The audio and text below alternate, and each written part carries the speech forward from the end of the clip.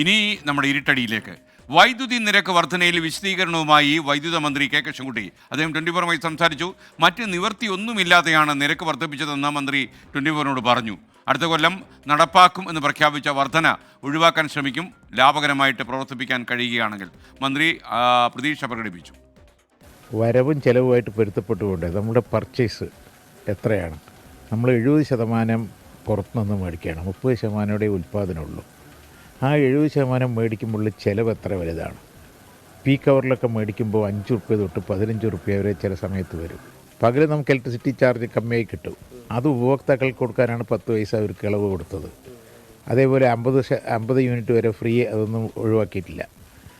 അതുപോലെ 200 യൂണിറ്റ് വരെയുള്ള ആളുകൾക്കും ഒഴിവാക്കിയിട്ടില്ല. അതിൽ നമുക്ക് ചീപ്പായിട്ട് കിട്ടുകയാണെങ്കിൽ നമ്മളത് കമ്മിയാക്കിയും കൊടുക്കും. നമുക്ക് പർച്ചേസ് ഇപ്പോൾ എല്ലാവരുടെയും പ്രൊഡക്ഷൻ വന്നു കഴിഞ്ഞാൽ ചീപ്പായിട്ട് കിട്ടുകയാണെങ്കിൽ നമ്മളത് കമ്മിയാക്കി കൊടുക്കാൻ തയ്യാറാണ്. ഇത് മേടിക്കാൻ ആരും സമ്മതിക്കില്ല. മേടിക്കാതെ ഇവിടെ ഉൽപ്പാദിപ്പിക്കാൻ പല കാരണങ്ങൾ കൊണ്ട് തടസ്സം പറയല്ലേ. ഹൈഡൽ പ്രോജക്റ്റ് തുടങ്ങാൻ പരിസ്ഥിതിയൊക്കെ പറഞ്ഞുകൊണ്ട് ഓരോന്ന് പറഞ്ഞ് തടസ്സം ചെയ്യുകയാണ്. എനിക്കൊപ്പം വിജയകുമാറും കെ ആർ ഗോപികൃഷ്ണൻ കൂടി ചേരുന്നു. അതേസമയം നിരക്ക് കൂട്ടിയതിനെതിരെ പ്രതിഷേധം ശക്തമാക്കാൻ പ്രതിപക്ഷ സംഘടനകൾ തീരുമാനിച്ചു. വിവരങ്ങളുമായി സലീം മാലിക് ചേരുന്നു. രമേശ് ചെന്നിത്തല മാധ്യമ സമ്മേളനം കവർ ചെയ്യാൻ പോയത് സലീം മാലിക്കായിരുന്നു. സലീം മാലിക്, രമേശ് ചെന്നിത്തല പറയുന്നത് ഗൗതം അദാനിയെ രംഗത്തേക്ക് പിടിച്ചുകൊണ്ടുവരാനുള്ള സർക്കാരിൻ്റെ ശ്രമത്തിൻ്റെ ഭാഗമായിട്ടാണ് ഈ മുൻ ഉടമ്പടി, ചെറിയ വിലയ്ക്ക് കിട്ടിയിരുന്ന വൈദ്യുതി കിട്ടുന്ന കരാർ, ദീർഘകാല കരാർ റദ്ദാക്കിയത് എന്ന് അദ്ദേഹം ആരോപിക്കുന്നു. ആര്യാടൻ മുഹമ്മദ് കൊണ്ടുവന്ന കരാറാണ് റദ്ദാക്കപ്പെട്ടത്.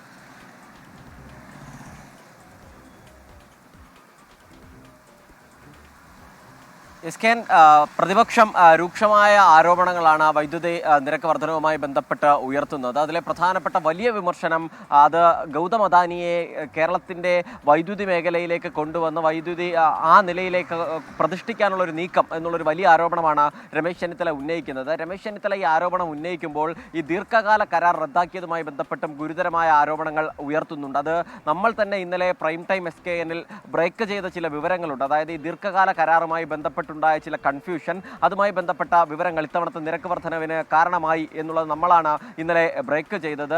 അത് ഇപ്പോൾ രമേശ് ചെന്നിത്തല കൂടി ആ കണക്കുകൾ നിരത്തി അത് സ്ഥാപിക്കുന്നുമുണ്ട്. അതായത് രമേശ് ചെന്നിത്തല പറയുന്നത് അനുസരിച്ച് പല കമ്പനികളുമായി, അതായത് ആര്യാടൻ മുഹമ്മദിൻ്റെ കാലത്ത് 2016 ഉണ്ടാക്കിയ കരാറുണ്ട്. ആ കരാർ പ്രകാരം പല സ്ഥലങ്ങളിലും 4 രൂപ 15 പൈസ മുതൽ 4 രൂപ 29 പൈസ വരെ നിരക്കിൽ ലഭിക്കുമായിരുന്ന കരാർ റദ്ദാക്കി. അതിനുശേഷം 10 രൂപ 16 പൈസ മുതൽ 14 രൂപ 30 പൈസ വരെയുള്ള നിരക്കിലേക്ക് വൈദ്യുതി വാങ്ങുകയാണ് ചെയ്യുന്നത് എന്നുള്ളതാണ്. മാത്രമല്ല അതിൽ രമേശ് ചെന്നിത്തല ഒരു കണക്ക് ചൂണ്ടിക്കാണിക്കുന്നുണ്ട്. അതായത് 4 രൂപ 29 പൈസയായിരുന്നു നേരത്തെ ഉണ്ടായിരുന്ന ജിൻഡാലിൻ്റെ കരാർ. അതേ ജിൻഡാലിൽ നിന്ന് ആ ദീർഘകാല കരാർ റദ്ദാക്കി അതിനുശേഷം ഹ്രസ്വകാല കരാറിലേക്ക് ഏർപ്പെട്ടു. അപ്പോൾ 9 രൂപ 59 പൈസയ്ക്കാണ് അതേ ജിൻഡാലിൽ നിന്ന് ഇപ്പോൾ വൈദ്യുതി വാങ്ങുന്നത് എന്നുള്ളതാണ് ഒരു പ്രധാനപ്പെട്ട ആരോപണം. മാത്രമല്ല ജിൻഡാർ പവർ ലിമിറ്റഡ് 200 മെഗാവാട്ടിനും 3.60 പൈസയായിരുന്നു നേരത്തെ ഈടാക്കിയിരുന്നത്. ജാബുവ പവർ ലിമിറ്റഡ്, ബാൻകോ, India thermal limited, Jhabua 2, Jindal 2, അങ്ങനെ വിവിധ കമ്പനികൾ, ഈ കമ്പനികളെല്ലാം 100 അതല്ലെങ്കിൽ 150 മെഗാവാട്ട്, അത് 4.29 പൈസയ്ക്കായിരുന്നു നമുക്ക് നൽകിക്കൊണ്ടിരുന്നത്.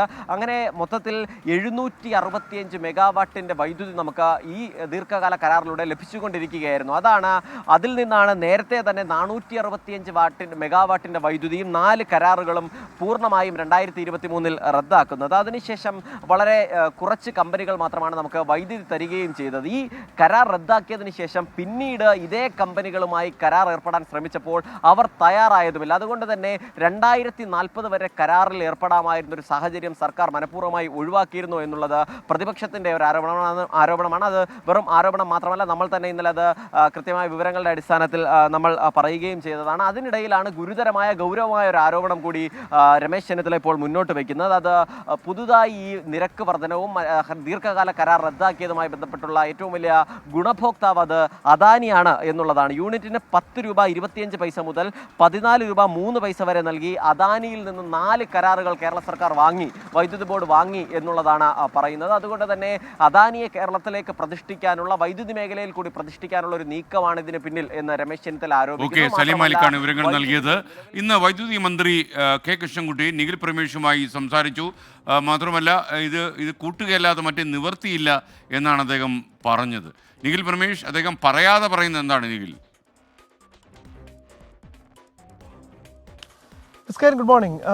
കെ കൃഷ്ണൻകുട്ടി പറയുന്നത് ഇന്നലെ ഇപ്പോൾ ഈ നിരക്ക് വർധന പ്രഖ്യാപിക്കപ്പെട്ടതിന് പിന്നാലെ വലിയ രീതിയിലുള്ള പ്രതിഷേധങ്ങൾ നമ്മൾ കണ്ടു. ഇന്നിപ്പോൾ കോൺഗ്രസ് എല്ലാ ജില്ലയിലും പ്രതിഷേധങ്ങൾ സംഘടിപ്പിക്കുന്നുണ്ട്. അവർക്ക് മുന്നണിക്കകത്ത് നിന്ന് തന്നെ ശ്രേയാംസ് കുമാർ അടക്കം ഇക്കാര്യത്തിൽ വിമർശനം ഉന്നയിച്ചുകൊണ്ട് രംഗത്ത് വരുന്നുണ്ട്. സ്വാഭാവികമായിട്ടും അതിനെ തണുപ്പിക്കേണ്ടത് മന്ത്രി എന്നുള്ള നിലയ്ക്ക് അദ്ദേഹത്തിൻ്റെ ചുമതല തന്നെയാണ്. അദ്ദേഹം പറയുന്നത് മറ്റു വഴികളില്ല എന്നുള്ളതാണ്. അതായത് ഈ നിരക്ക് വർധന നടപ്പാക്കുകയല്ലാതെ മുന്നോട്ട് പോകാൻ മറ്റു വഴികളില്ല. 30% മാത്രമാണ് വൈദ്യുതി കേരളത്തിൽ ഉൽപ്പാദിപ്പിക്കപ്പെടുന്നത്. 70% വലിയ തുക കൊടുത്ത് പുറത്തുനിന്ന് വാങ്ങിക്കുകയാണ്. സ്വാഭാവികമായിട്ടും ഈ നിരക്ക് വർദ്ധിപ്പിക്കുകയല്ലാതെ മറ്റു വഴികളില്ല. അതുകൊണ്ടാണ് ഇത്തരത്തിലൊരു നടപടിയിലേക്ക് പോകേണ്ടി വന്നതെന്നും ഉപഭോക്താക്കൾ ദയവായി ഇതിനോട് സഹകരിക്കണമെന്നുമാണ് അദ്ദേഹം ആവശ്യപ്പെടുന്നത്. അതോടൊപ്പം തന്നെ പ്രതിപക്ഷത്തിന്റെ പ്രതിഷേധത്തെക്കുറിച്ച് അദ്ദേഹം പറയുന്നത് ഇത് കുറുവാ സംഘമാണ് KCB എന്നാണ് പ്രതിപക്ഷം പറയുന്നത്. അങ്ങനെയെങ്കിൽ കർണാടകയും സമാനമായ രീതിയിലുള്ള അല്ലെങ്കിൽ ഇതിനേക്കാൾ വലിയ നിരക്ക് വർധന ആവശ്യപ്പെടുന്ന കർണാടകയും ആ ഗണത്തിലാണോ പ്രതിപക്ഷം പെടുത്തിയിട്ടുള്ളത് എന്നുള്ള മറു ചോദ്യമാണ് അദ്ദേഹം തിരിച്ചു ചോദിക്കുന്നത്. അതേസമയം അദ്ദേഹം ഒരു കാര്യം കൂടി ഉറപ്പിച്ച് പറയുന്നുണ്ട് സ്കെൻ, അതായത് അടുത്ത വർഷം ഒരു നിരക്ക് വർധന 12 പൈസയുടെ നിരക്ക് വർധന ഉണ്ടാകുമെന്ന് പ്രഖ്യാപിക്കപ്പെട്ടിരുന്നു. എന്നാൽ അത് ഒഴിവാക്കാൻ പരമാവധി ശ്രമങ്ങൾ നടത്തുമെന്നും അദ്ദേഹം പറയുന്നുണ്ട്. ഇപ്പോഴെന്തായാലും 16 പൈസ വർദ്ധിപ്പിച്ചിരിക്കുന്നു, അത് മറ്റു വഴികളില്ല. പക്ഷേ അടുത്ത വർഷത്തേക്ക് നടപ്പാക്കുമെന്ന് പ്രഖ്യാപിക്കപ്പെട്ടിട്ടുള്ള 12 പൈസ എന്നുള്ളത് ഒഴിവാക്കുന്നതിന് വേണ്ടിയിട്ടുള്ള ശ്രമങ്ങൾ പരമാവധി നടത്തും. അതിനുവേണ്ടി 15ഓളം ഹൈഡൽ പദ്ധതികൾ വേഗത്തിലാക്കുന്നതിന് വേണ്ടിയിട്ടുള്ള നടപടികൾ ഇതിനോടൊപ്പം തന്നെ ആരംഭിച്ചിട്ടുണ്ട്. ആ പദ്ധതികൾ സമയബന്ധിതമായി പൂർത്തിയാക്കാൻ വേണ്ടി ഏതു വിധേനയുമുള്ള ശ്രമങ്ങൾ നടത്തുമെന്നാണ് അദ്ദേഹം പറയുന്നത്. അദ്ദേഹം പറഞ്ഞു വെക്കുന്നതിൽ നിന്ന് വാക്കുകളിൽ നിന്ന് നമുക്ക് വായിച്ചെടുക്കാൻ കഴിഞ്ഞത് ഇത്തരത്തിലുള്ള പദ്ധതി നടപ്പാക്കുന്നതിന് KCBക്ക് അകത്ത് നിന്ന് തന്നെ പലതരത്തിലുള്ള പ്രയാസങ്ങൾ ഉണ്ടാകുന്നുണ്ട്. അതായത് പലതരത്തിലുള്ള ഇടപെടലുകൾ ഉണ്ടാകുന്നുണ്ട്. ഒരു മന്ത്രി എന്നുള്ള നിലയ്ക്ക് അദ്ദേഹത്തിന് ചെയ്യാനും കഴിയുന്നതിനും അപ്പുറത്തേക്കുള്ള പ്രശ്നങ്ങൾ അതിനകത്ത് സംഭവിക്കുന്നുണ്ട്. അപ്പോൾ ഏത് വിധേനയും ആ നീക്കങ്ങളൊക്കെ മറികടന്നുകൊണ്ടും ഈ ഹൈഡൽ പദ്ധതികൾ യാഥാർത്ഥ്യമാക്കുന്നതിന് വേണ്ടിയിട്ടുള്ള ശ്രമങ്ങൾ നടത്തുമെന്നാണ് മന്ത്രി കെ കൃഷ്ണൻകുട്ടി പറയുന്നത്. പുറത്തുനിന്ന് വലിയ വൈദ്യുതി പൈസ കൊടുത്ത് വാങ്ങിക്കുമ്പോൾ അതിൻ്റെ ഗുണഫലം പറ്റുന്ന ചില ആളുകൾ ഉണ്ട് എന്നുകൂടി അദ്ദേഹം എന്നോട് പറയുകയുണ്ടായി. എന്തായാലും ആ ശ്രമങ്ങളൊക്കെ ഉപേക്ഷിച്ച് കേരളത്തിൽ തന്നെ ഇവിടെ ആവശ്യമായിട്ടുള്ള വൈദ്യുതി ഉൽപ്പാദിപ്പിക്കാനുള്ള ശ്രമങ്ങൾ നടത്തുമെന്നും അടുത്ത വർഷം പ്രഖ്യാപിക്കപ്പെട്ടിട്ടുള്ള ആ നിരക്ക് വർധന ഒഴിവാക്കാൻ വേണ്ടി കഴിയാവുന്നതെല്ലാം ചെയ്യുമെന്നുമാണ് വൈദ്യുതി വകുപ്പ് മന്ത്രി കെ കൃഷ്ണൻകുട്ടി ഇന്ന് 24-നോട് വ്യക്തമാക്കിയത്. നിഖിൽ പ്രമേഷാണ് വിവരങ്ങൾ നൽകിയത്.